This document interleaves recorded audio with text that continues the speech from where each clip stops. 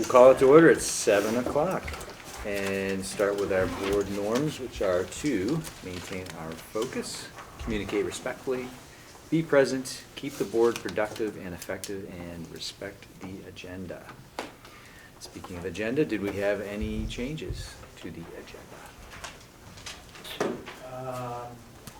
No. Bob and I both have updates for the executive sessions, so Okay, we'll keep those. great. Okay, and moving on to student report. Or is it students? Student. We had extended our last town hall that we were talking about the bathrooms to do it over 2 meetings. We had our second meeting last Thursday, and it went pretty well. We had all different groups there. We had Lewis there, we had West River Valley Thrives there, we had administration, we had maintenance, and we talked about different ideas for how to fix vaping in the bathroom, how to fix vandalism in the bathroom. I think it went really well, and students were very engaged in talking about the topic. We have started and are still doing our principal search, which I'm on the committee for, and it's going pretty well.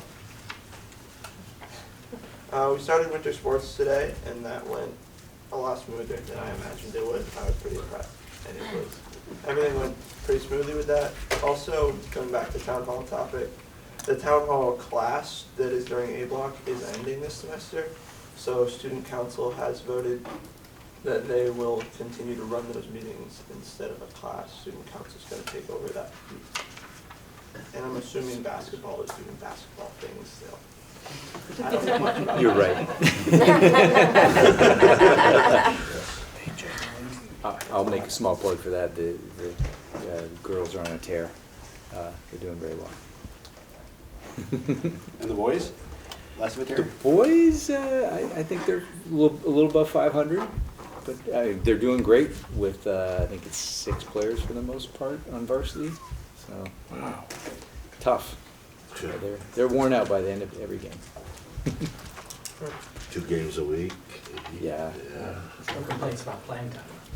No. Maybe the other direction for a change. Thank you. Wow. Any questions? No? Appreciate it. Very good report. Thank you. Did anybody? No. Okay. And correspondence, I don't think, I I've really not received it. didn't see anything. No? Great. Moving on to old business. Entertain a motion to approve the minutes of December 14th, 2022. So moved. Second. Thank you. Everybody's name correct? Anything else going on? No? Any discussion? Seeing none? Do we have anybody out in Zoom right now that is a board member? Mike emailed, he will not be able to make it tonight. Right. No, don't see. Okay. All right. We're in-house on this vote. All those in favor, starting Sarah? Aye. Aye. Aye. Aye. Aye. Aye. Aye. Aye. On this one, aye. And aye. Yeah. Motion carries unanimously. Thank you. All right. Approving financials. I might have those numbers. I got them. I'll make a motion to approve the check run from the general fund in the amount of $230,818.92. I'll second it. Any discussion? Seeing none. All those in favor, starting with you, Sarah. Aye. Aye. Aye. Aye. Aye. Aye. Aye. Aye. And aye. Motion carries unanimously. Thank you. All right, long-term planning update, feasibility study. Sure, I'll give a brief update and I'll pass to Bob. We had a meeting with the Stevens and Associates group with 2 of our officers, our director of operations, and all the administrators from West River. They gave their first impressions back of what they had learned and asked for some clarifying questions. They then met individually with Bob, and I think they're planning to meet with Renee, or they already have met with you, they'll be reaching out to you. I'll let Bob talk about his conversation with them, but it was kind of the nitty-gritty of running the operations here. But then we will be scheduling, after they digest that information, they'll be scheduling another meeting, which will be in late January, early February. They encouraged us to invite the 3 of the 4 members from the long-term planning committee, so that we have 5 board members present, so it wouldn't be a quorum situation. And all 4 members of the long-term planning committee are aware and are just awaiting me to let them know when that date is, to see their availability for that. So what we expect is that they'll digest the information they received from Bob. They also got some information from special education, got some other information from their director of operations. They're going to talk with Renee. Then we'll have that meeting in January or February, and we'll be able to report back to the board where we are at that point. But right now, it's in the Iterative. thank you, process. But I just wanted to give Bob a chance to. Yeah, so they shared with us in the meeting with all the administrators a couple different ideas around a one campus model between Townsend, the use of Townsend and Leland and Gray. There were some things that they just, as architects were aware of, school operations. So I sent them a list of things to consider and some stuff about our master schedule and room utilization scheme. So she asked to meet with me to kind of have me explain some of those. So she came with some additional ideas and some different possible uses, some small additions maybe, or changing uses of spaces. We talked about those, and she messaged me the other day and said that there was one structural problem. She had run one of the ideas by the engineer, and he had said, yeah, maybe not. So anyway, so she's still, I think, in that process of coming up with some brainstorming ways to kind of put it together. But yeah, we'll wait and see what they come up with at that next meeting and see where that goes. But yeah, it was, I think that what I was more explaining was sort of like how a high school schedule works, and it's not as simple as 2 classrooms per grade like it is in the elementary school, that it's a different set of challenges. So anyways. So yeah, we look forward to this meeting at the end of January, and our next board meeting is scheduled for February 8th. So I would expect another update then, expecting we meet prior to that. And then we'll see what stage we're at for bringing something forward for the board as a whole to start thinking about. We just want to make sure that we're answering all the design and architectural questions to make sure that they have all the information that they could then present. So that's kind of where we're at there. Great. Thanks. Any questions? No? All right. Appreciate it. Moving on to new business. Fire inspection follow-up. Mr. Frost. If you're talking, you're on mute. Sorry, I'm a mess. I hit a couple of buttons, and the next thing I know, I was in a page. I didn't know where I was. Sorry. So yeah, December 12th, I went for a walk. I toured our district with the new fire inspector for Windham County, Patrick Banks. For the most part, it went really well. There were a couple of items that that are going to prove to be a real challenge for us. So Newbrook came out fairly unscathed, pretty easy. The couple of repairs that were required there are done already.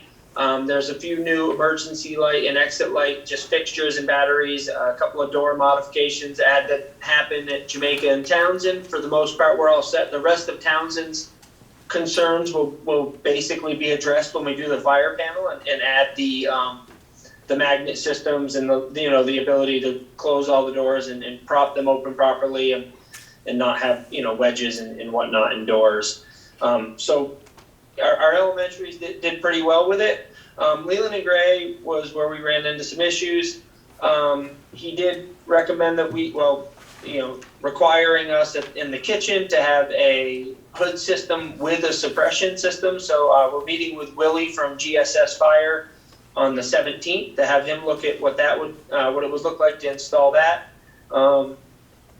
There is, let's see, Leland and Gray's Fire.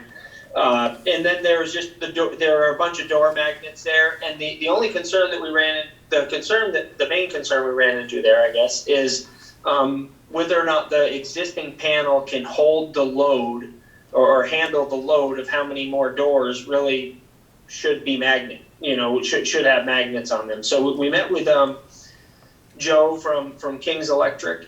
He walked through. He's coming back also on the 17th to walk through with the representative from Mammoth Fire Alarms to talk about what it's going to take for us to add that number of magnets to our panel. I think there's going to be a couple of different options that we'll have, and it's John Jennings from over there, and John will help engineer what we need. What is going to make the most sense for us financially to be able to handle that load. So. We feel good about those situations. There were some panic devices and whatnot that we're working with a door manufacturer on getting that stuff done. And then the big one was that he noted that our gymnasiums are both technically second floor gymnasiums and should be sprinkler systems. When I shared this with some people, they said, they were sure that we had an agreement in place with the fire marshal from the 2008 edition, and that we were grandfathered, and that I needed to find that document. I found that document, and the agreement that was made by our administration in 2008 to not do the gyms then was that we would have the whole building done by 2018. So we have not done that. However, I don't want to have us run off and write up an RFP and put out a bid and then have our PCB testing done and find out that we have a major issue there. So I'm going to, my goal, and I guess I really would like your approval on it, is to request from Patrick an extension until we get the results of our PCB testing. I think what I would maybe try to pitch to him as a means of giving us this extension would be that we would still engage an engineer. We would have the whole system engineered and ready to go out to bid as soon as we get PCB results that give us a positive direction. I don't know what to expect from the PCB testing. We've had 2 schools done, but they've only been tested. It's like a 16-week lead time. Leland and Gray is scheduled to have their building inventory done by the engineers on the 23rd, finishing up the 25th, and they're going to do the testing over February break. We'll be 12 to 16 weeks out after that, which 16 puts us into early June. So with your approval, that is kind of what I suppose I would look for as the next steps of let's try to request an extension, because he wanted a response action from us of at least a plan in place within 60 days. Does that seem like a plan you're okay with? Drew, let it rip. My recommendation is that we don't go down that path at all, and we apply for a waiver. It's an existing school, it's been existing. The gymnasium is not the second floor, in case anybody wants to walk up to the first floor. I would absolutely recommend that we reach out to DPS and request a waiver, especially considering the financial considerations that are going to be needed for a sprinkler system. They're issued every single day. If you go to their office, you will see a room full of binders. Those are all the waivers to the rules. So this is not something we have to do. This is his interpretation of what we have to do, and there are certainly other people in that office that we can appeal that discussion to, and I think we should proceed with a waiver. That sounds like a great course of action. It's a waiver with FPSCs. Division of Fire Safety. Division of Fire Safety. Yep. Greg, do you know how to go about doing that? Yeah, I mean, my concern is a waiver situation like that, I feel like would have been something that was probably done by the previous administration when they cut a deal with the fire marshal during.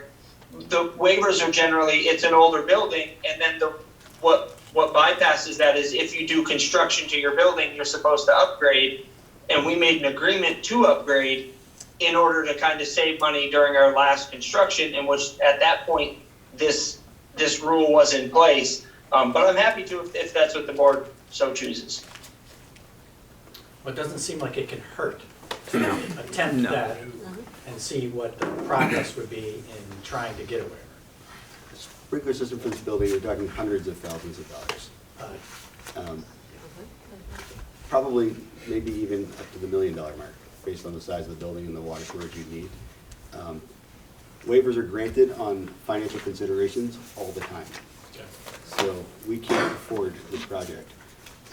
The options would be that the fire marshal's office would come in and displace 300 students over an agreement that none of us were around to make. I find that very unlikely that the Commissioner of Public Safety would like to do that. So I recommend that we go down that path.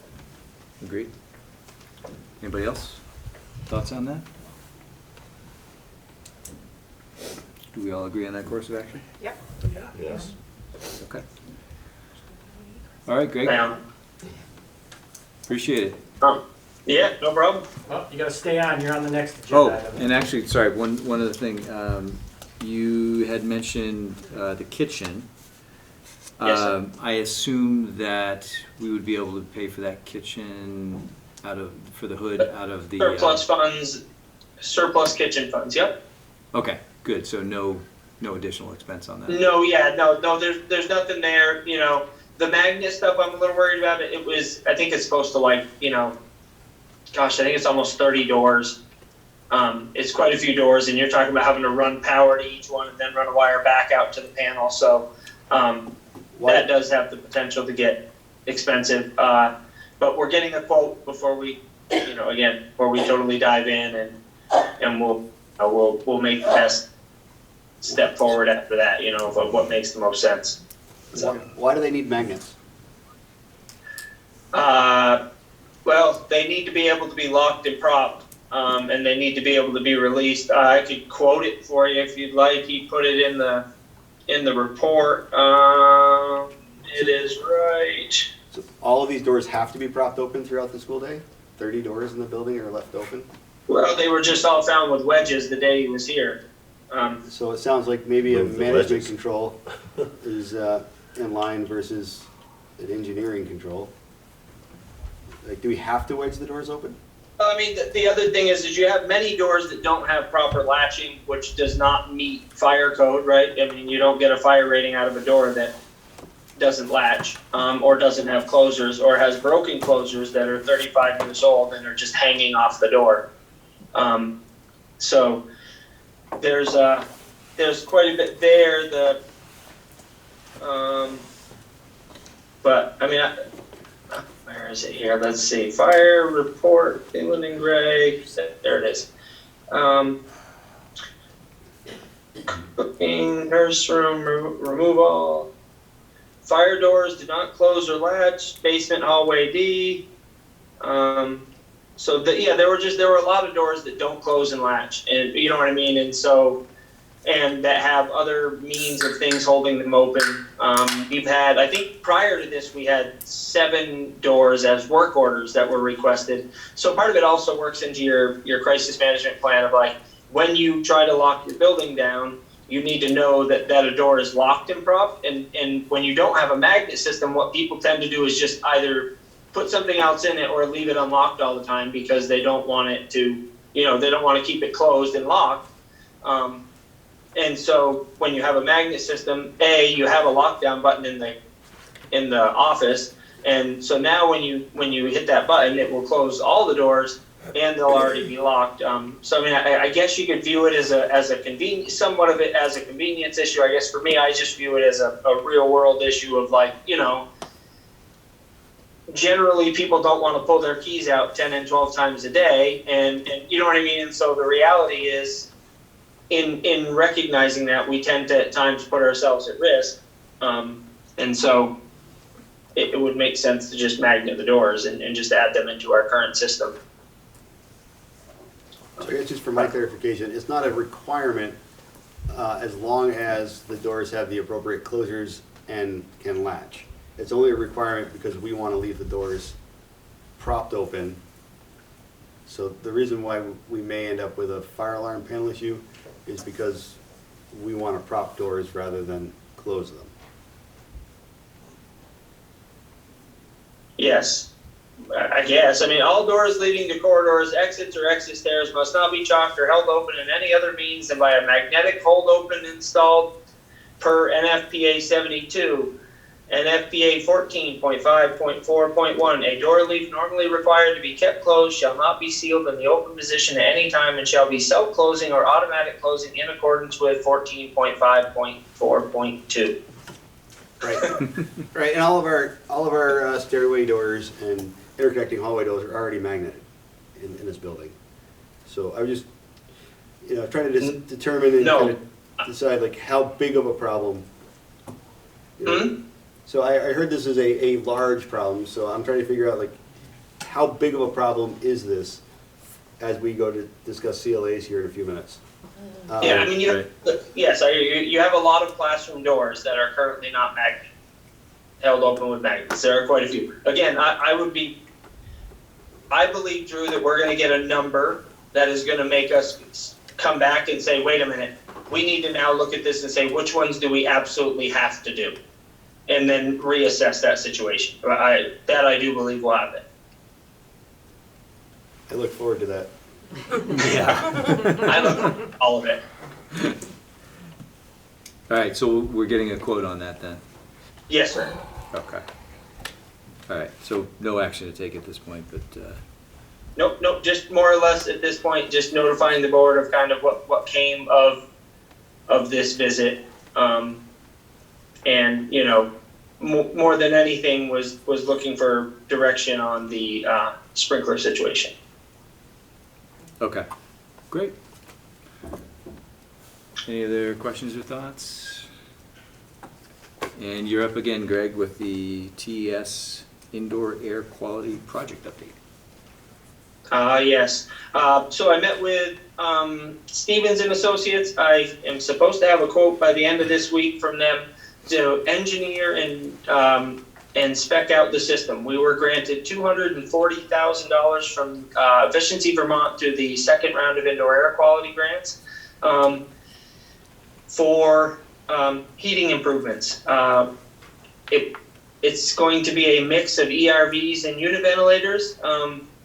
I'm excited about it. I think it has a ton of potential. There's a lot of overheating areas on the second floor, and some of it is just the old radiated heat. And so I think putting in unit ventilators there, I think we won't probably be able to do unit ventilators in the front of the school because of Act 250, but I believe in the back of the building we should be fine. Part of the 88 addition rooms, we should be able to put unit ventilators in there. I think in the front we'll probably end up doing an ERV, but at the same time with this kind of money, the quote we got from Alliance that we submitted was only $180,000. Obviously, Efficiency Vermont gave us more than that, knowing that there would be engineering and construction costs.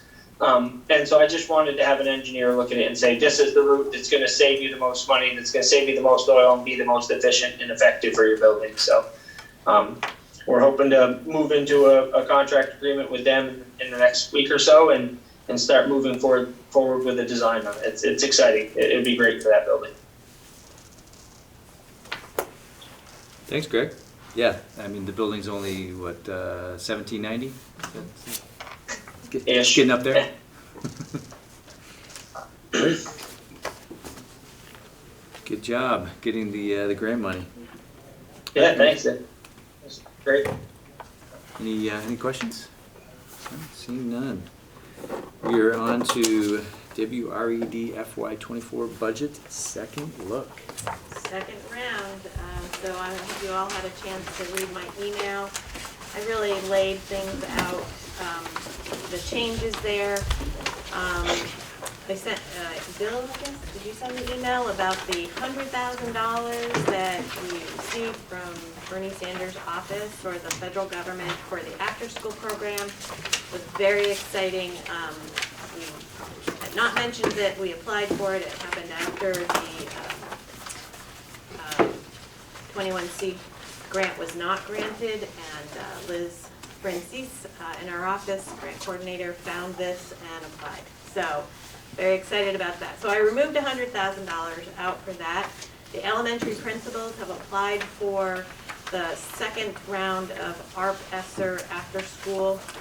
Basically, it would allow an expansion of the current program to have a third site, to have the site back in Townsend. So that, feeling pretty good about that grant as well. That's off, and we don't know if we have received it yet. So in light of that, took $100,000 out, and with the money from Bernie Sanders' office is only a 1 year. The expansion grant is 2 years, so it's still on the horizon that we need to deal with this at some point. So then I also removed $100K of the additional deferred maintenance in light of Greg's news about the sprinkler system at the time, because it just didn't seem like he would have time to do additional work on top of that. So then we also added $20K for literacy curriculum for Newbrook, and Scotty could probably give us a little bit more detail about what that entails. We're hoping to pilot next year a K-5 literacy program called Wit and Wisdom. Actually, let me backstep. I came forward and said I wanted to pilot this certain program. My teachers looked at it, and there's another product that they want to have a second look at. So I shouldn't say it be so specific, but we are looking at a K-5 literacy program that we pilot at Newbrook for possible use around the district. What we're finding right now is that COVID had a varied impact on children, and we would really like to have a very consistent approach as we look at universal instruction. So then we know that is being done with fidelity. Then we can intervene appropriately for the kids who have in fact fallen behind, and we could enrich for the children who are a little ahead of the game. So I would really like to see this happen. I know that this is going to be a tough year for the budget, and it's kind of a wish list item for me. But it is something that I am personally hoping for. But we've never had a K-5 literacy curriculum. We have piloted one curriculum in our 4th grade classroom, and it's great, but it's out of date at this point, meaning that it's no longer supported by the company that designed it. It's called Reading Street. What professional development would be required to get teachers up to snuff on that? There would be quite a bit of, we would need to probably, I'm not exactly sure because each product is different, okay, but there would certainly be some PD that would be involved, because when you get a new curriculum, it's a big box and it's got a lot of things to go through. There would also be consumables, I would imagine, that would go along with it as well. So we piloted, or we allotted $20,000, thinking that would be enough to cover at least K-3 for the first year, to roll out like the bottom first, and then work our way up. I tried not to go into the individual classroom supply budget for these items, because this is really above and beyond what we normally spend per kid per year. So that's kind of where we're at. And I've been working with Lori, and I've been working, I've been working with Jen McCusick as well. She's been helping me with this, and Melissa Wood, who is our academic support person and our early literacy specialist. She's in my building as well. And these products are very highly regarded. But again, I understand that this is not a great year for me to be asking. I've never asked for anything specific before, beyond the kind of regular stuff for Newbrook, and I understand that this is a big ask. So I get it, and I know that you guys are under a lot of pressure. And then just some other adjustments along the way, some updates from the AOE and that type of thing. So we had two things to remove, one thing that we added. So the expense budget is up the 4.87%.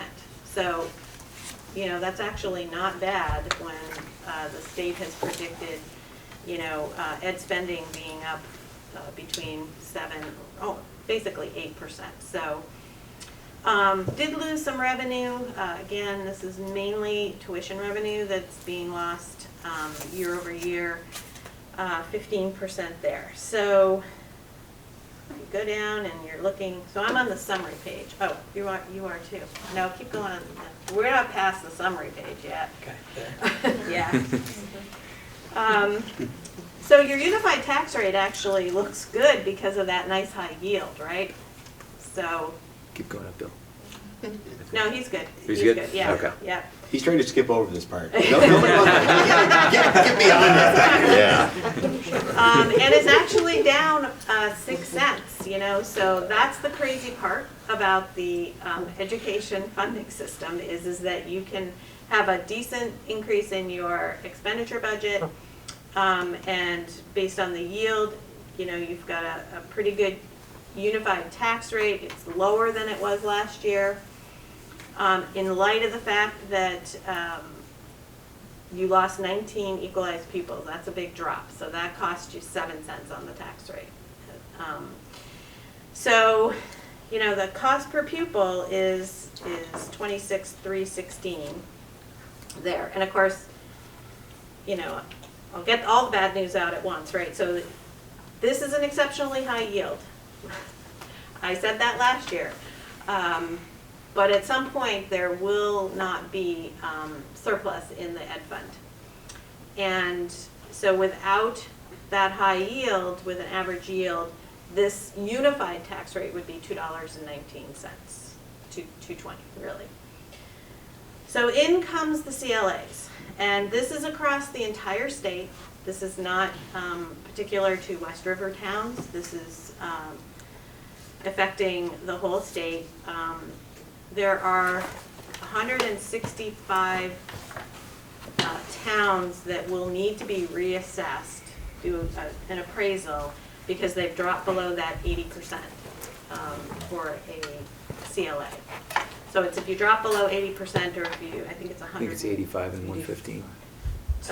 Yep, sorry, 15%. 85 and 115. If you go above that, you'll need an appraisal. So looking at those CLAs, Brookline and Jamaica were hit the hardest.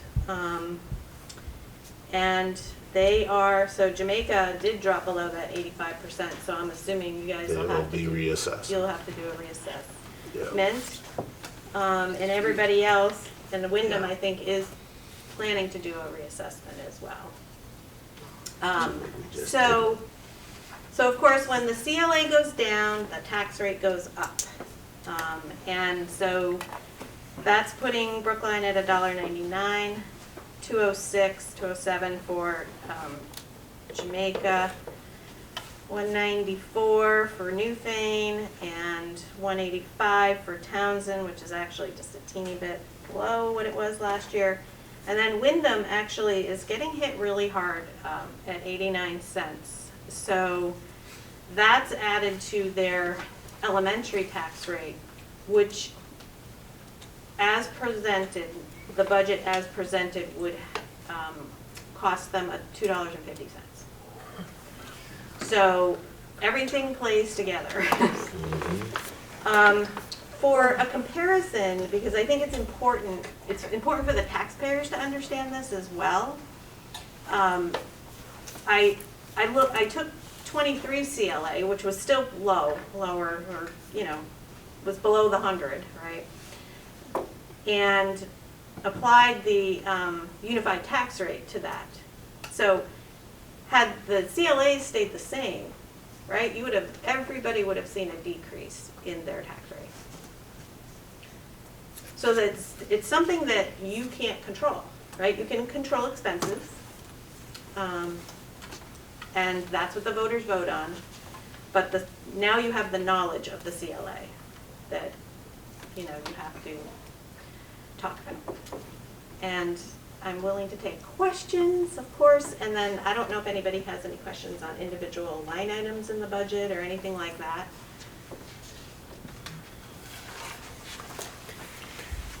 Come on, just wanna- Drew, I know you got a question. So, again, just Good, Drew. because I think it's worth, I'm sorry, is that all right? No, that's fine. I think it's important to constantly talk about the yield and when we will know what the yield actually is. So if the yield stays as it is projected right now, this is our tax rate, but the yield could go up or down, and that, we won't know that until after town meeting and all of our budgets are voted on. And that's just happened to us before. Happened last year. It did. So it's possible that the tax rates could be worse or better. And my math, and you can tell me if my math is wrong, would be that if the yield went back to where it normally is, we'd all be looking at 43 cents more than we currently are on these tax rates. Probably true. Um, Yeah, if you're taking that 220. Exactly. And you're, Yep. yeah, exactly. That's You where got I it. did my math. Yep. So realistically, kind of that range that we're looking at is somewhere that could be, if they go back to a normal yield, would be for Jamaica 249, or for, Newfane, 239, or it could be less if they bring the yield up. This is not a great situation. That's very succinct.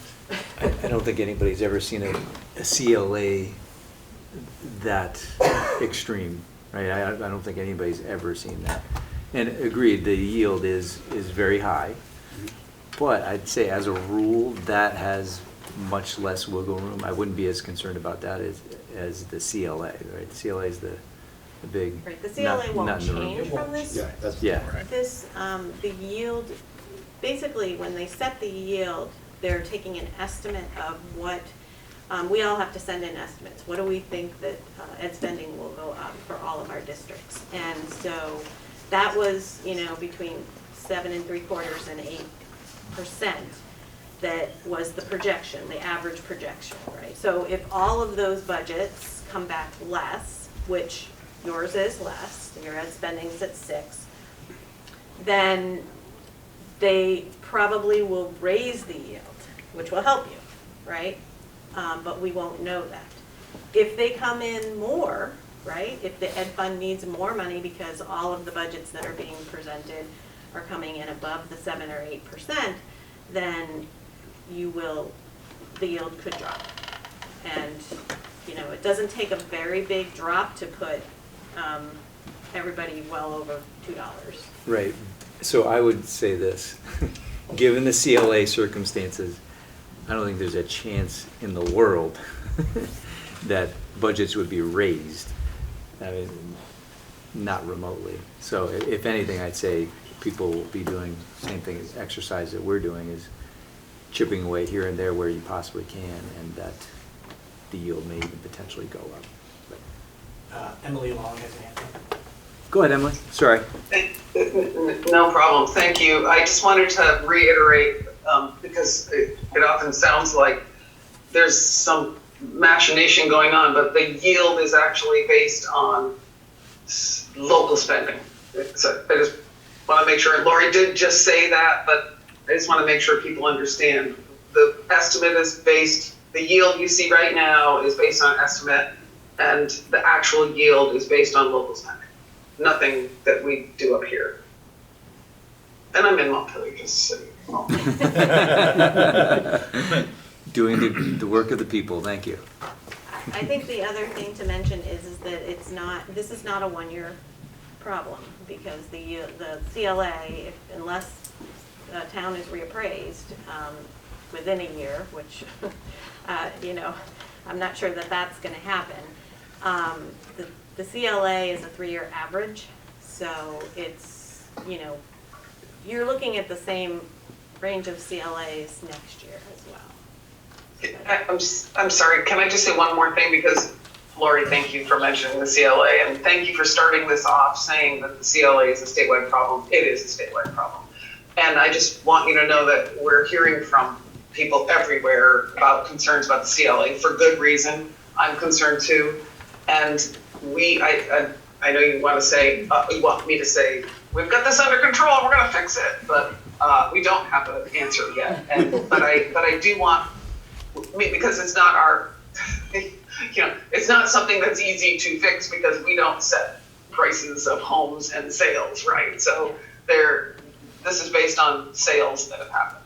And so I just want to assure you that we are aware, we are looking at it, and we will continue to look at it and try to find a solution to support our local districts, because that's very important to us, and I'm continuing to see what we can do. Thanks, Emily.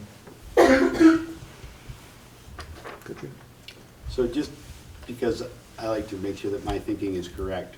So because of the formula that exists and the CLA, taxpayers in each of our towns are going to pay more for the education that our children are getting, but those dollars that we are paying are not coming back to our kids at all. They are going to the ed fund and staying there. So this mathematical equation that is biting us right now does not benefit our children in any way, because our district, because of these CLAs, will be generating additional funding for the ed fund that does not come back here. So it is a gift to Montpelier, and we should thank the taxpayers for their willingness to do that, but we should also keep in mind that maybe we don't want to hurt our kids while we are so graciously giving to the ed fund.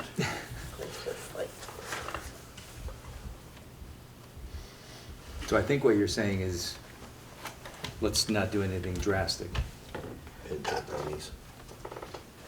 I would love to think that the dollars that we raise to support important programs for our children stayed here so that we could do that. And this is a perfect example as to why this formula does not support, in my opinion, the needs of our children. Because we will generate in Brookline 10% more revenue this year than we did last year. But we're not getting all of that money back. We're gonna get a small chunk of that, and the rest of it they're gonna keep. I think that's important for the taxpayers to understand, is this money is not going to the ed fund and then coming back to us. It's going and just going. I don't know what they do with it. Drew, that's not, I mean, Lori can speak to this better than me, maybe, but that's not necessarily true. I mean, it's not like the money goes back to Montpelier, just sits there. I mean, the ed fund is set up to distribute to school districts as needed, and there's so much of the formula, and Lori, you can help me out on this, but there's so much more to the formulas. It's not like we're all sending money to Montpelier so it can sit in the ed fund. The ed fund is to fund local spending. Right, so the way I talked about it before is that if more money is coming in, then they'll raise the yield so that the tax rates drop, because they have a target, right? So when we all send our budgets and the ed spending is X amount of money, that's what they need to raise. So that's why they use the yield to raise and lower it to get to that point. The excess that's sitting there in the ed fund is, the surplus is from, mainly from COVID, right? From the, potentially the ESSER funds, and then also sales tax and things like that, that also feed into the education fund. So, you know, they're going to use that yield to get what they need to fund all of the ed spending, right? So if everybody sends their ed spending, that's the number, that's their target.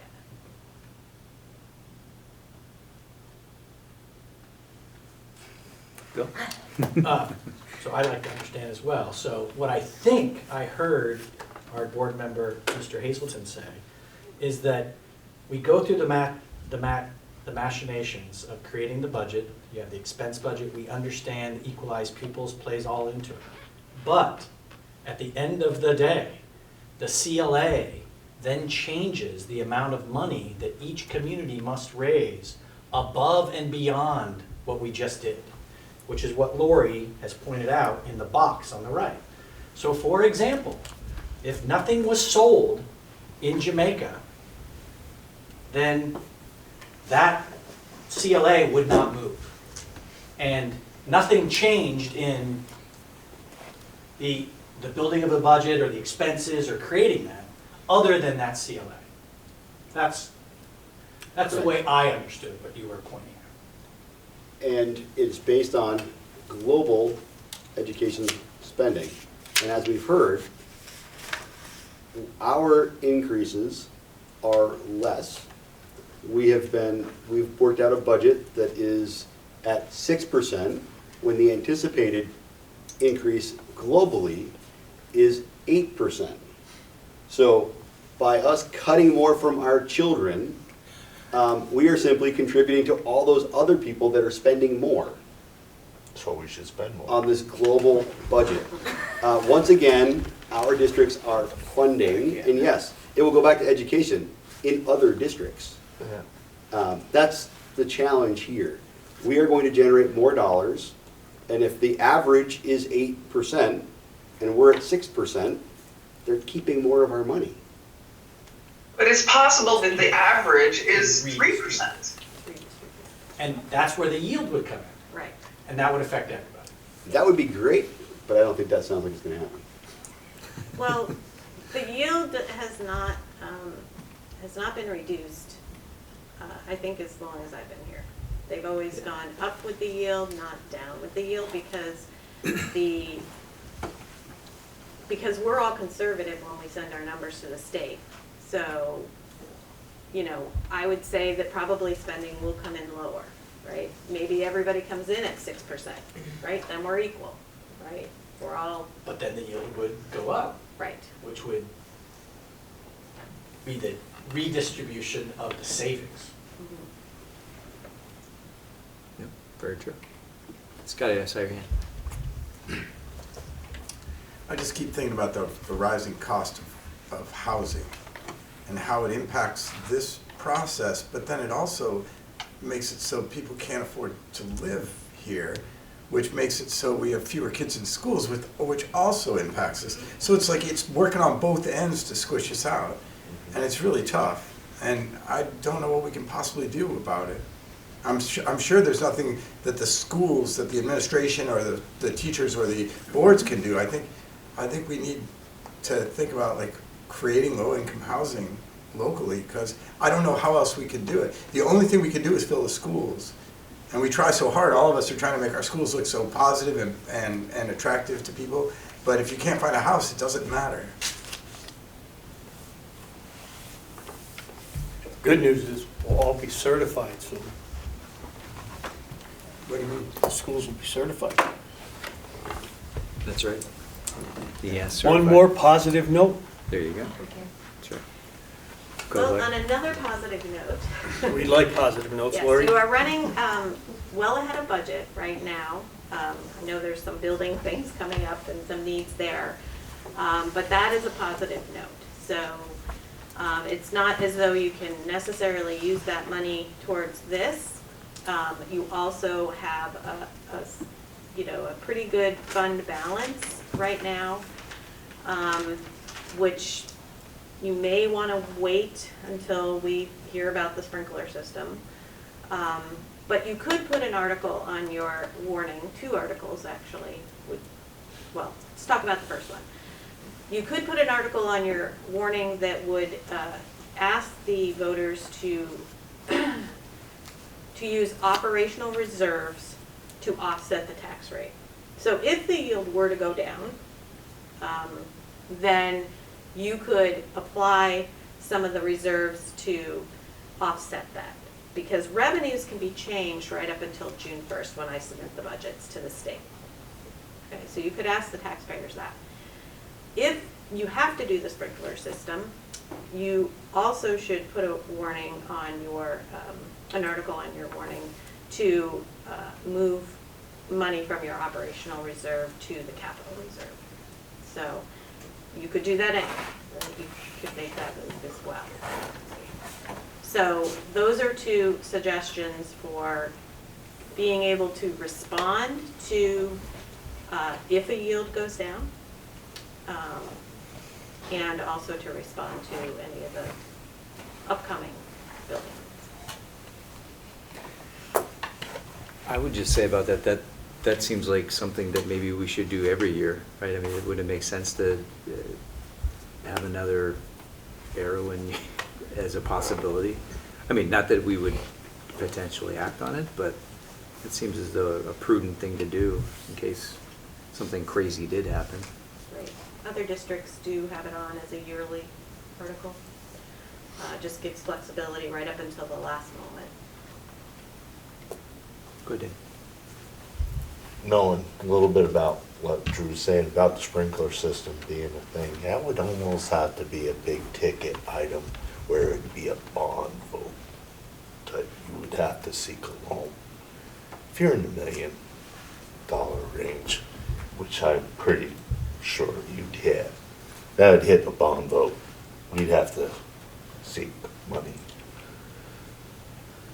And as the board just discussed, there's a process before we'd ever get to that financial commitment. So why would we presuppose a financial commitment when we are supporting the reality of going through the process and explaining our current situation and see how that plays out prior? I think these tax rates will prove that our taxpayers can't afford it.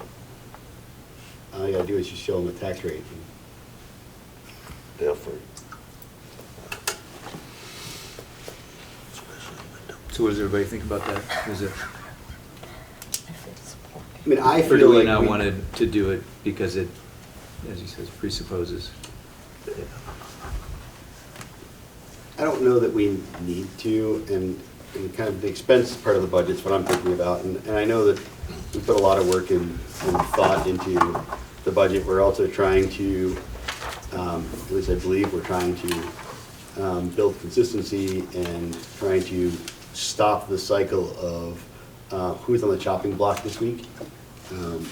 So, you know, my feeling at this point is we've done a good job with the budget. We're moving in a direction, and I don't feel like dismantling that to drop a few cents off of this because of the mathematical equation.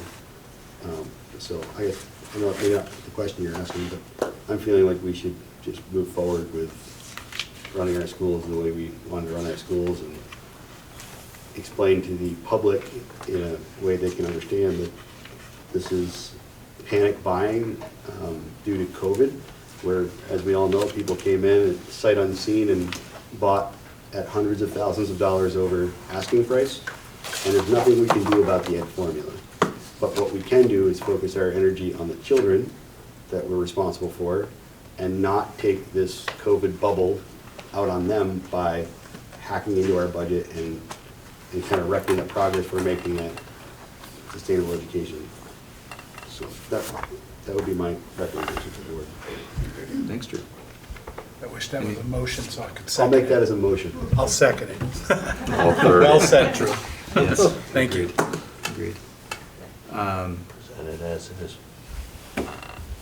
Is that essentially what we're making the motion is presented? So the motion would be to approve $12,701,600, no? No. You want to do no. the expense. 13.5. 13. Where's the number? Hang on. Right there. Top And one? actually, sorry, before you say Yep. that, I just want to make sure that includes the literacy curriculum for Yes. NES and the reduction. Now, so do we agree with the reduction in the deferred maintenance of 100,000? I don't, but. Well, again, if you Just could asking. move some Right. money from your surplus, your operational reserve, to your capital. So you could make that decision and put that on your warning to do that. Okay. Right, so that that's- won't that's affect, still open. won't affect the tax rate. Got it. And as we discussed at our last budget meeting, it's important for the public to understand that we are continually investing in the building and the maintenance of the building, the upkeep of the building. And so when you put it as an article, Okay. Sorry, go ahead, Drew. So, yes, I will make the motion that we present the budget with expenses of $13,543,610. I'll still second that motion. And Joe's got the second. All right. Can I speak to Discussion, it? please. I think that given the cost of living increase of this year, and the board, I know Ken is always in support of staying below COLA. I think 6.5% is, it's below COLA, right? Below COLA. So I think that's very responsible and, of the board to come in at a price that's, like I said, less than the cost of living, and, yeah. I just want to clarify, on your article that approves this budget, it's by cost per student, and that's 10.7. Which is above it. Of course it is. Sorry, but I'm just, want you to understand that, but your ed spending is up 6.5, you were right. Which is what the board is in control of, and what the public voted. The other component, the cost per student, again, is a mathematical equation that is outside of our control. We still don't even count students as whole people. So, until we can have an honest conversation about whole people, I think we can explain to the public that that's a silly formula that also we're being affected by. The increase in, heating costs and health insurance costs, don't care how many kids are in the building. So, anyway, I appreciate the work that's been done, and I'm comfortable with this budget. Great. Thanks, Drew. Joe? Can't follow that. Any other discussion? Seeing none. Remember Emily? Yes, I will not forget Emily. In fact, we will start with you, Emily. Yes. Sarah? Yes. Aye. Joe? Aye. Aye. Aye. Aye. Aye. Aye. And aye. Motion carries unanimously. Budget approved. Thank you. Any other year, but this year with a 6% increase, you woulda gotta know. I knew that, Ken. You just have to turn it up that way after we do that good thing. Well, it is a good thing. Any other year, it would have been a bad thing. This year, it's a good thing. As long as next year. Now, I am noticing that we did have an opportunity for public comment. Oh. Any public comment on the budget that we just passed? Whoops. That was the applause. That was the applause, okay. Yeah. Okay, seeing none. Oh, you have one. You have one. Oh, I'm sorry. Keegan. Keegan, go ahead. Hi, I was just wanting to follow up real quick about there not being a penalty. When you zoomed in on the summary page, there was a tax rate with penalty and a tax rate without. And I'm just confirming, we're talking the tax rate without a penalty, right? You're correct, Keegan. The penalty is on hold until 2029. Oh, that's fantastic. All right, thank you. Thanks, Keegan. We don't want to look at that number. Oh. No. All right. Anybody else? Okay. Moving on. Then it all has to be paid back retroactively, right? Yeah, of course. Yeah. All right, on to announced tuition. Yes. You ready? That's the next one. No, I'm announced. Oh, you're public high school. Get that in my paper. Bob, what's the tuition? That look was precious. I don't think that's me. What? I'd rather not, thank you. Okay, so every year you have to announce a tuition rate for students coming to your district. And, we've had the discussion before. Yes, you're paying $26,000 per student. However, you also have to think about the market and who the students are that are coming to your district. So I'm recommending a 4% increase for both kindergarten, elementary, which is $17,500 would be the announced tuition. And for secondary, 19,890.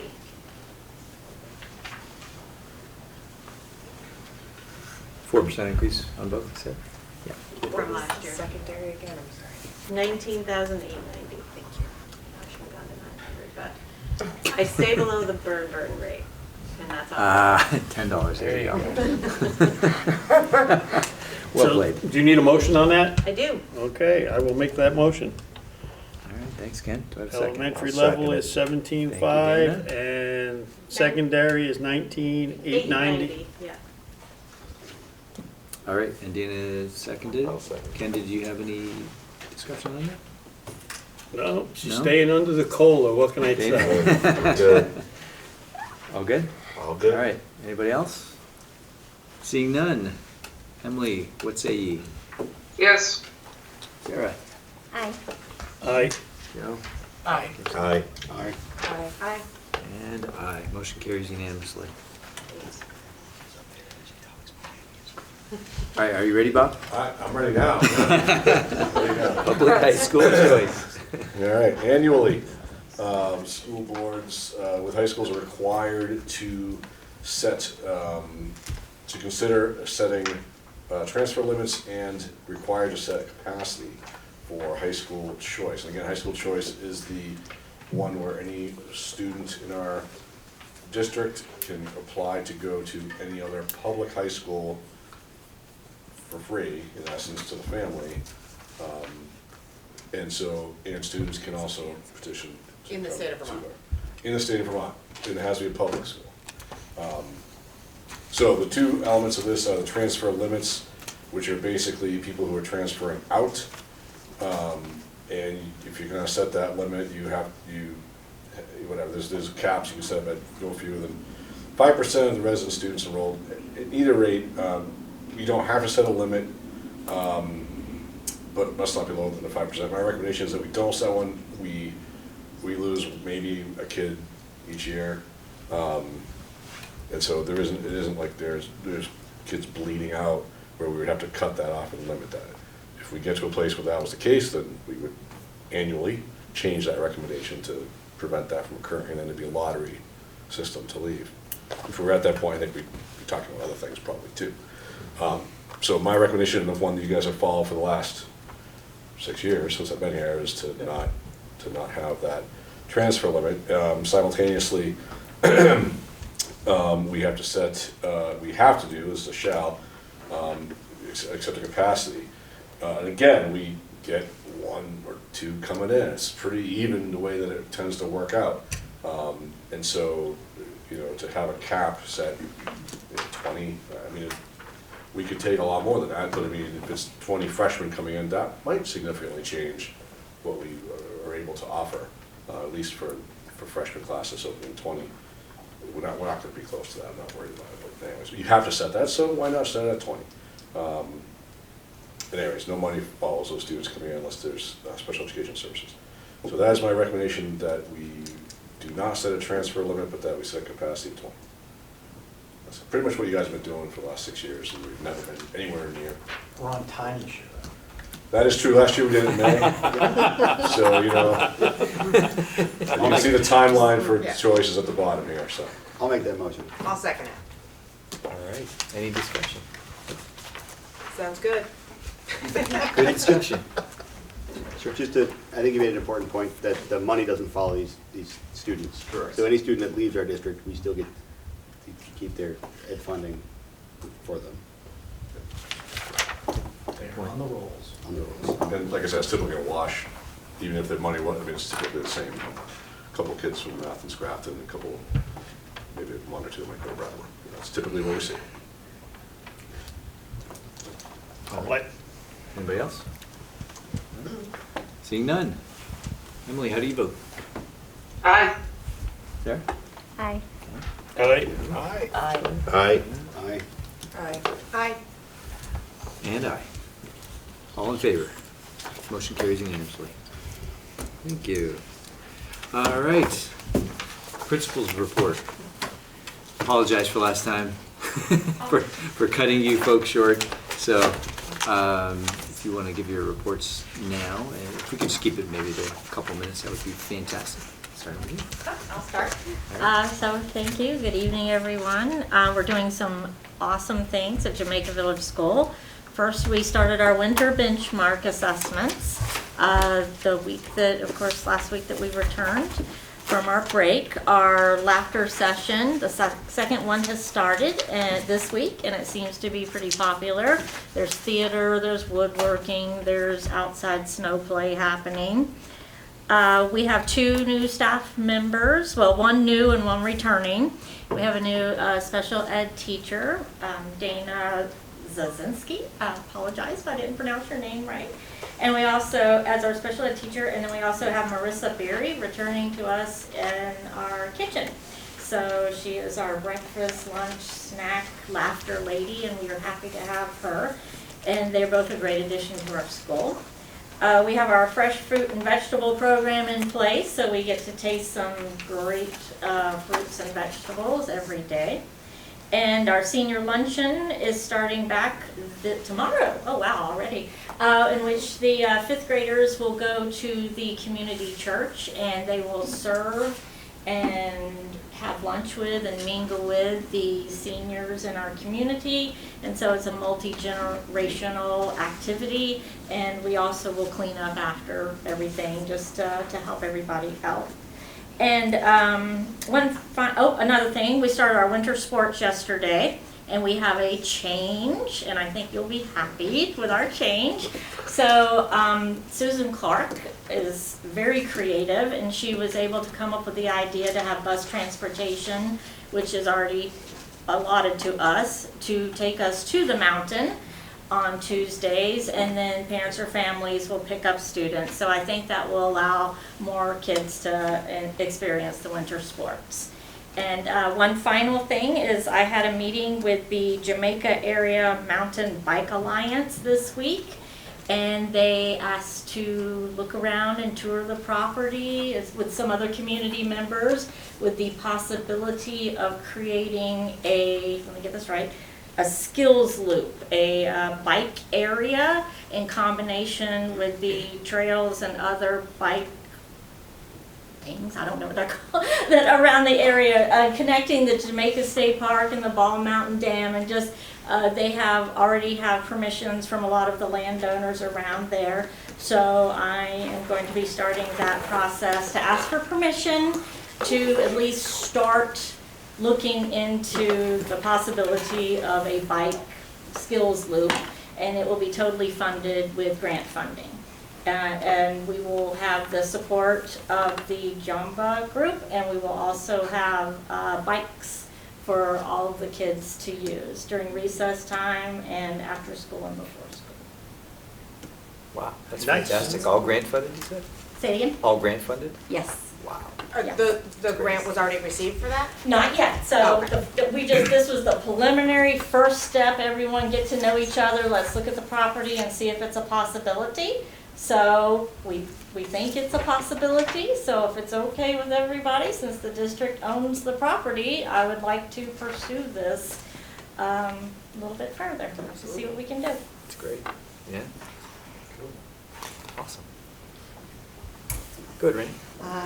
Yeah, lots of stuff going on. So just like Jamaica, we started our benchmark testing. We started this week.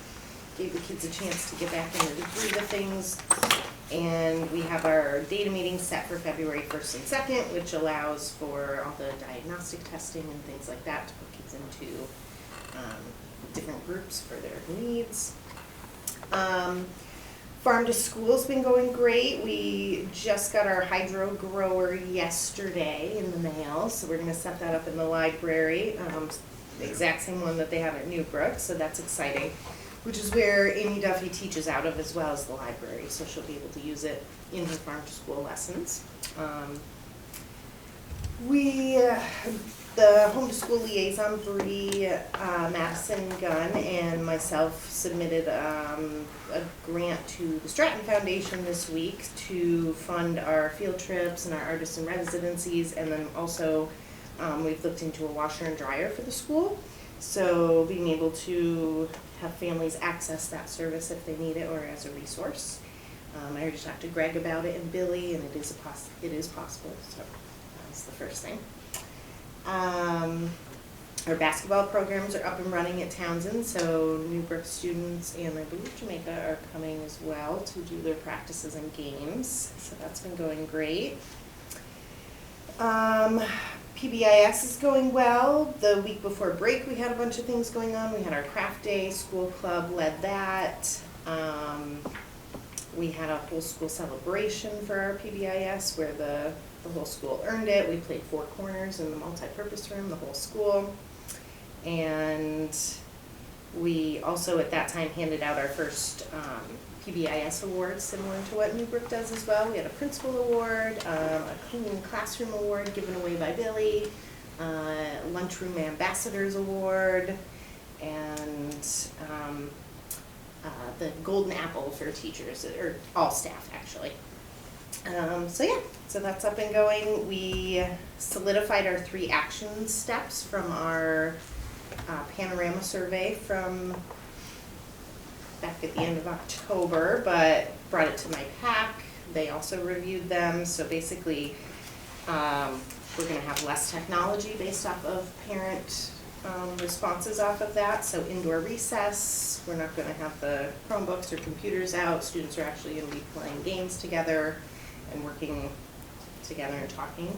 And also carrying that over into math and literacy. All of those games will also be hands-on versus not games on the computer.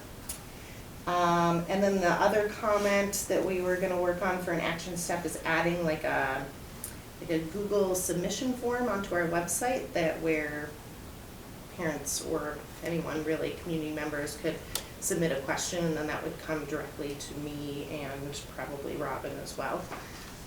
Just another form of communication and reach out. So I think that's it.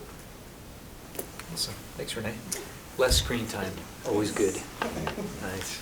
So I just want to kind of focus on one thing this time, which was we did the panorama survey as well. We surveyed all the families, and when we got the results back, I sat down with our team that kind of managed the whole process, and we decided to kind of alter the process a little bit. And we went to 3 different groups. We went to the PTO and to our PAC and to the faculty, and we went through all of the results of the survey, and then tried to prioritize what was given to us. At the end of that, then we sent it back. We published it back to all the people that took the survey to make sure that they were aware that, hey, you gave us your wish list, and this is how we're acting on it. And we've already really done a lot of the items that came off the list, and I'm really proud. Like, we had a really sweet collaboration between the PTO and the staff and the kids, where we had a party after our all-school sing during the week right before the holiday. And the PTO came and served cocoa and coffee to the families. And families came for the all-school swing, twice as many as have ever come before. Like, we had to put out a second row. And then we all went outside, and the kids were building, because we had just had that big snow, so the crust was really strong. So they were building with the crust. And the kids were building all this crazy stuff out in the field, and the families. It was just so fun. And I'm really proud of this process, because I think it's a really nice, like, as we survey in the future, I'm going to make sure to always publish the results back, because it really shows people that that it's worth answering your survey. You know, why get surveyed if you don't ever see any results? And so I'm really proud of that. I'm really proud of how it all played out. We've got a lot of work to do. You know, it was clear that there were some areas that we were really working on. A lot around regularity of communication. A lot from my office, like regularity of communication. A lot around the ability of families, no matter who they are or what their time constraints are, to be involved. So we need to provide, someone called them micro opportunities, you know, like little snippets. So maybe you can zoom into class for a minute or two every once in a while, or maybe you can come to a meeting at night. We're holding our PAC meeting tomorrow night in the evening instead of after school, to see if that impacts ability of people to take part.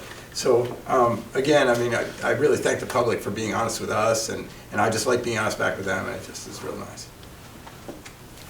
Thanks, Scott. I have a Oh, I'm sorry, go ahead. or a question. So I really appreciate your principal reports always. I probably should have let you speak first, but all of the talk about the panorama surveys has me thinking that it's actually really lovely as a board member to hear these are some challenges that have been presented in our schools, and this is some things that we're doing to tackle those challenges. And I'm wondering if it's possibly worth making this like a section, a regular section on your principal reports. Like, I know like the panorama survey is sort of, it's not like if this happens specifically, that specifically happens, once a month, but there's all sorts of data out there, and I know that our principals are constantly looking at ways to improve. And so I think it might be nice, not just for the board, but for the public as well, to have that as, this is my most pressing challenge that I'm working on as a principal, and this is some of the stuff I'm doing to tackle that problem. I just think it would, I think that would be a lovely addition. I don't know what anybody else thinks, but. Yeah, challenges, opportunities. I just think, so we hear and we know that there's a lot of wonderful things going on in our schools, and sometimes we don't hear about the challenging things that you're dealing with. And I think it's important, especially as we're trying to figure out the future of our district and how to fund our district, that we have a little bit of insight as to, maybe what is your biggest challenge in the school, and maybe there's something we can do to help. I mean, ultimately, we're responsible for providing you the resources. So I like the idea. I think it'd be great to know what you're working on. Could you be a little more specific about the charge? I'm not really sure what, because sometimes my biggest challenge might be a specific student or sure, we don't want to get that. I know. So I don't know what exactly, maybe some kind of systemic flaw that has surfaced and that we're working on? Yeah. And how are we tackling it? Yeah, I mean, I feel like I would trust your judgment, obviously, to not reveal private data, et cetera. But I know that, I know that there are things, and I know that you are tackling them. And I just feel like it would be nice to have everybody be a part of that, or aware of what's going on, and not just, I love the brag, because I love our schools, and I think you guys are doing amazing things, and I love to hear the brag, but we all know there's not just brag, right? So I think maybe it's always sunshine and roses. It could be. The principals don't have any challenges ever. That's your answer. Sometimes I need to pull the covers up on the top of my office. The lullaby was too loud in my office this week. That's my biggest challenge. I'll kick that off. I'll lead you up with it. All right. Vaping. That's a challenge. And more vaping. We heard that from our student board member. Well, so, it's a great example. I was going to highlight a little bit about the town hall thing and just throw a shout out to Mr. O'Donnell and the class who did this work to set these up, to get us really kicked off with this process. This whole thing kind of started last spring when some students came to me and said, bathrooms are full of people vaping, can't get in, blah, blah, blah. So it's like, problem. And I said to them, well, we need to solve this problem as a school community. And so we created this town hall system, and Mr. O'Donnell's class took it on as a challenge to figure out how to make it work. And we had some interesting ones in the fall to kind of build up our capacity to have difficult conversations, right? We talked about food service, we talked about things we want to improve around the building, budgetary stuff. But we are now jumping into the tough stuff, bathrooms, right? Whether it's doors, vaping, stall vandalism. There's a whole bunch of things that came out of our meeting last week. Was it this week? I don't know. It was last week. And it was just part one, and we're going to continue that conversation. So there are challenges, there's plenty of them, and that's what we're doing right now to kind of address it. It's not there's no silver bullet to fix something like that. You can't throw money at that problem. You have to get people together and talk it through and figure out solutions. It's hard work. But yeah, and so I want to say thank you to Mr. O'Donnell as well, and the kids in the class who were working for that. So I'll lead with a problem, but spin into an opportunity, as Al said. Just a couple updates. The NEASC application that you guys have asked for has been submitted to NEASC. Principals, Bill, Jen, Lori, Greg, all contributed to us, and Peter, getting information to fill out this application. it isn't just like our names and dates. It's a sort of a quick look at the standards and how we think we're doing, very quick cursory look. And then a couple that we focused on and as areas that we really want to think about for areas of growth, and some areas of strength too. So that has been submitted. We will now wait for them to get back to us on the spring. They do a, I forget the name of it, a member visit, I think they call it, where they come and they do like a one-day quick and dirty kind of, like they take the application, they meet, they go to the schools, they kind of meet the people, they see the places, and they kind of, yep, all right, this is the plan. And then they'll set the timeline for the self-study and the visit, formal visit for accreditation, which would be next school year. So that will, this spring, we'll do the member visit, it's not called member visit, something like that. Anyways, we'll do that this spring. Several of us will go to a training on how to orchestrate the self-study, and then we'll report out more on that once that happens. So that's where we're at with the NEAS thing. The PBL showcase that we had was sort of wrapped up our fall semester. We had the opportunity for kids to not only be in a location to show off what they've done and what they've learned, but also to tour and see other kids learning as well. And it was a pretty cool day. And, you know, kids talking about rockets or food that they made, or kids actually demonstrating improv here in the library. Kids showing videos they made about baldness at Leland and Gray, which was super interesting. All sorts of really cool things. Bill, you didn't get interviewed by Al. I did not get interviewed. Mr. Barton and I were the subjects of that. So anyway, so there's a lot of really cool things that kids did. They were really proud of, like, showing their classmates and other teachers like what they had accomplished, and it's really a pretty cool thing. So we're excited that's continuing. We have a little break in the PBL and the late start Wednesdays now because of winter sports. We'll reconvene that after February break when winter sports are over and go back to the late starts in the semester 2 of PBL. So, and I put this in the report, but I wanted to mention as well that the Terry's been working with Building Up, who, if you don't know, was a parent of students who graduated from here several years ago. I'm not sure his exact title, he's CEO, but he's like pretty high up at Stratton. He had a very good experience with his kids here, has a real passion for this place. And pre-COVID had been talking about setting up some paid internship opportunities for kids. And then obviously things were disrupted, but he is back on track with doing that now. We have a student who's piloting that this spring.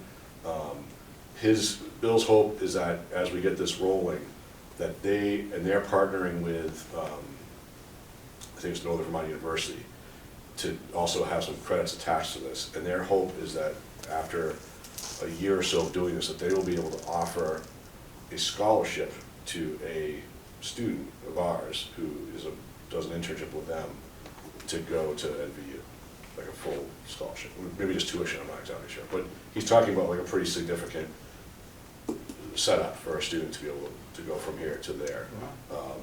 And you know, obviously someone who maybe goes into the fields that they're interning in and, you know, maybe comes back to Stratton, they were very high interest in keeping people in the community and keeping our graduates around and putting them to work. And there's obviously a variety of options at Stratton for different types of industry within that area. So anyways, he's working with Terry, and it's a pretty cool situation that I wanted to make sure we share with you guys.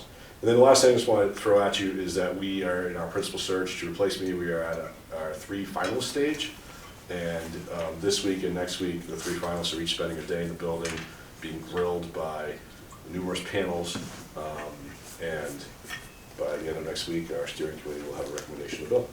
So there's that. So it's been a little busy. A little busy. A little busy. Yeah. Thank you. Can I ask a question? Yes, sir.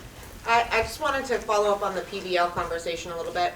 I have heard that it is going well. I'm just wondering if you have, now that everyone has sort of presented their projects, if you have considered any sort of like evaluation of how things went. Is there any changes that are going to be happening for the next round, or are we like feeling real good about it? I'm just curious about the next. Yeah. So the teachers, the PD day before break, teachers spent that morning in a reflection thing that Jesse led them through, As we went through this review of what it was, we had some student feedback because they also did some self-reflection on the day after the showcase and advisories and gave some information back. So we have a lot of data to kind of put together and figure out.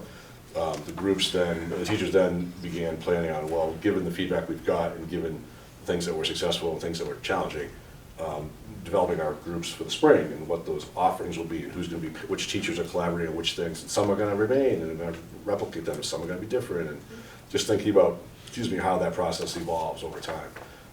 So yeah, we're still, it's an ongoing evolution.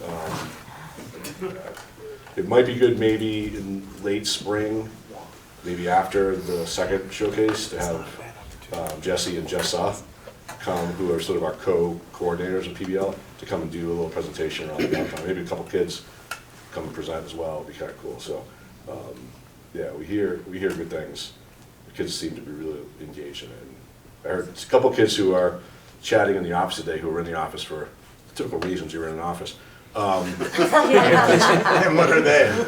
Well, they weren't. It wasn't the best reason. They'll say that. And they were both kind of going back and forth about how cool the PBL that they had done and what they wanted to sign up for in the spring. So that was like, yes, there's other things in their lives that are kind of falling apart, but they were like, yeah, but I really want to do this time. And I really loved the trail building, was cool, and I want to do this. And like, there was just some really enthusiasm for kids who maybe are struggling in a typical classroom setting. So kind of expand and grow that is really what we're thinking about. So, yeah, we'll do something in the spring for you guys. That's great. Thank you. So from the SU world, just wanted to update you guys on the bill for intra-SU choice. We do have a legislator, Representative Laura Sevilla, has submitted it to the drafting attorney. I worked with her to come up with a draft that goes to the attorney, and the attorney drafts it in the actual bill language. And then Representative Sevilla will look for sponsors and present it to the appropriate committee that will consider it. And Crystal has been a very good advocate for me and helpful for me, but I may be asking some of you to testify at some point if you see value in the ability for students to stay within the SU. It's modeled exactly after the public high school. No money changes hands, and each school gets to decide their upper and lower limit on an annual basis, and then students apply to be able to go to a different district, and there'll be a lottery process if more are participating. So very excited that is moving forward.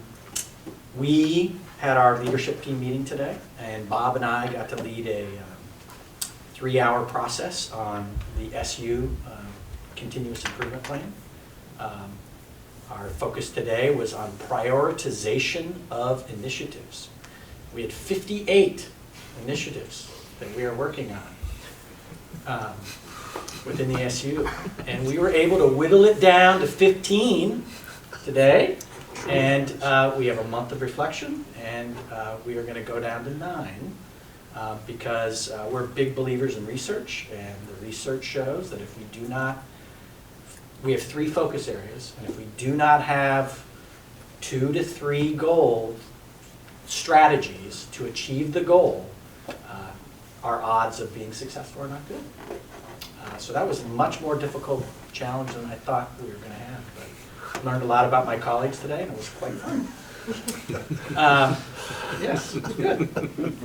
Tomorrow, our Justice, Equity, and Diversity and Inclusion team is having our first annual retreat at Dutton, right? At Dutton, of which we have multiple members of the Leland and Gray community, multiple members of the West River community that participate in that, so I'm excited about that. We work with the Collaborative for Educational Services in Northampton. Again, continuing our work to improve our welcoming and responsive environment throughout the entire SU, including West River. And then some good news on, I've talked to you guys about this for the last couple of years, but we're getting closer to fruition of our regional collaborative between the supervisory unions in Windsor and Windham County.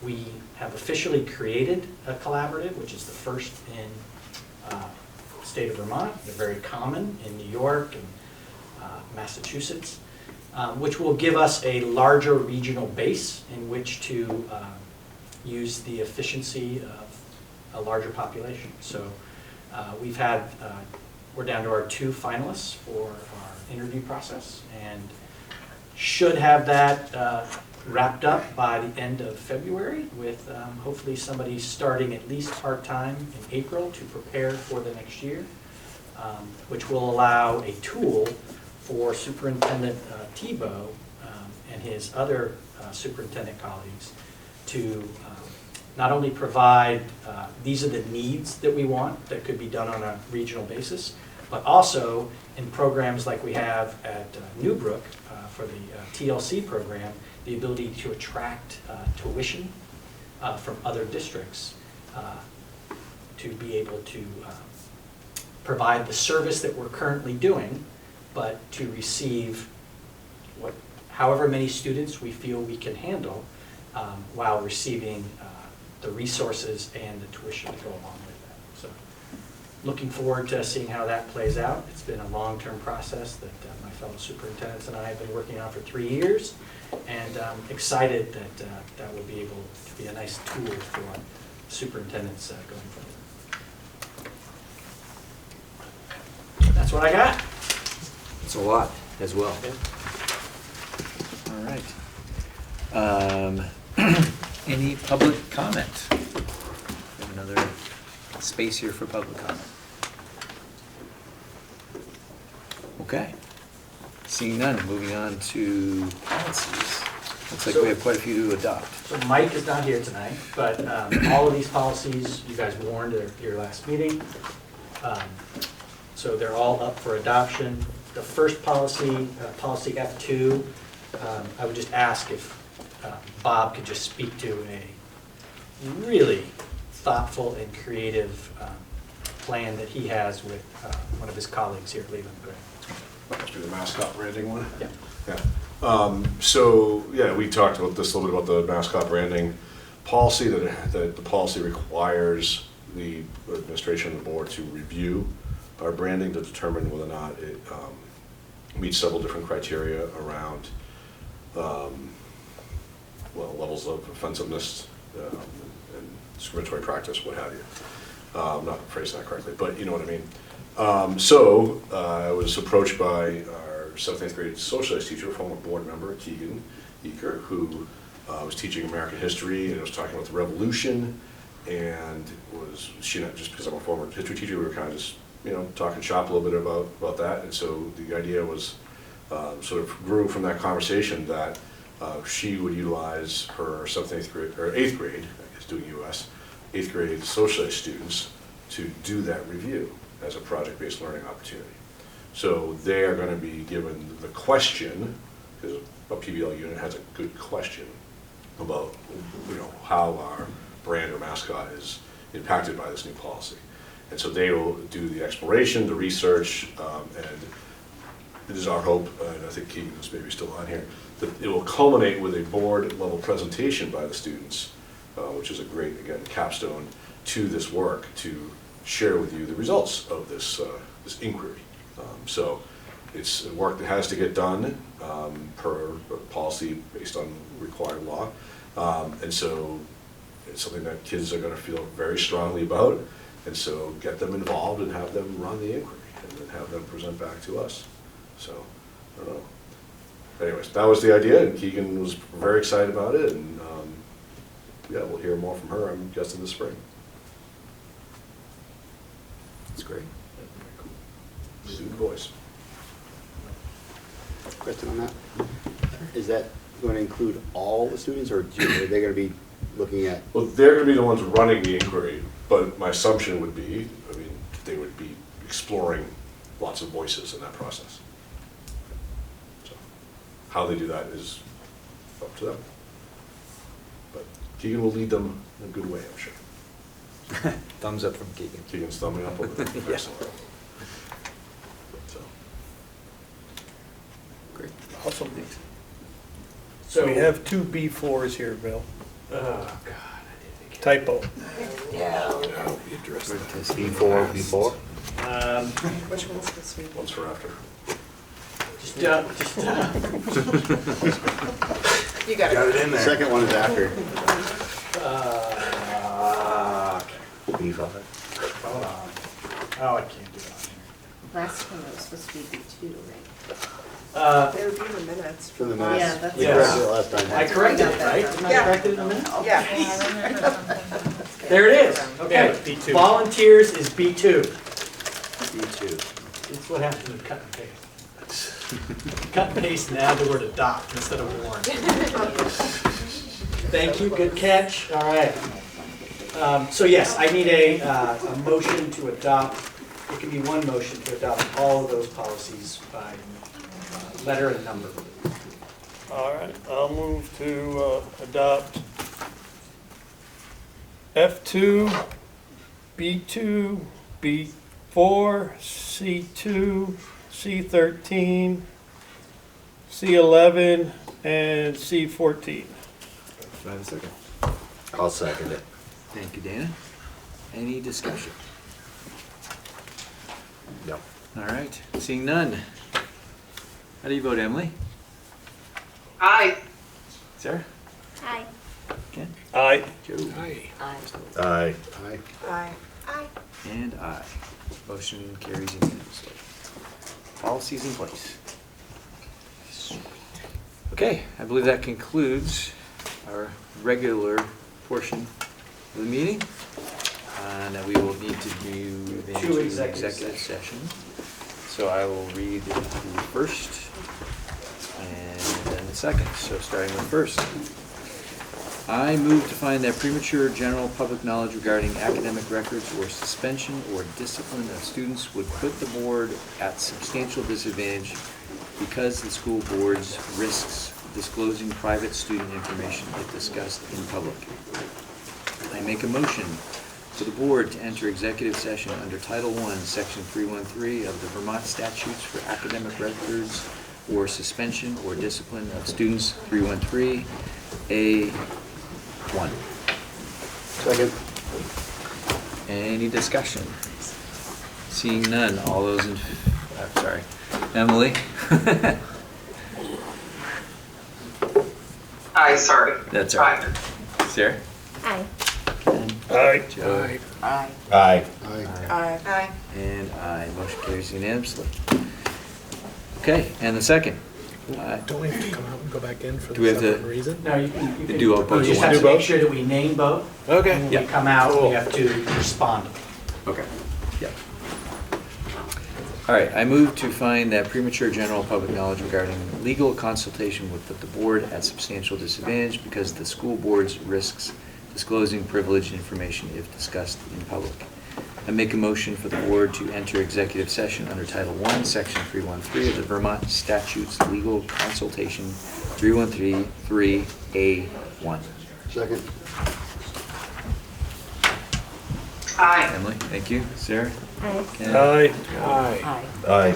Aye. Aye. Aye. And aye. Motion carries unanimously.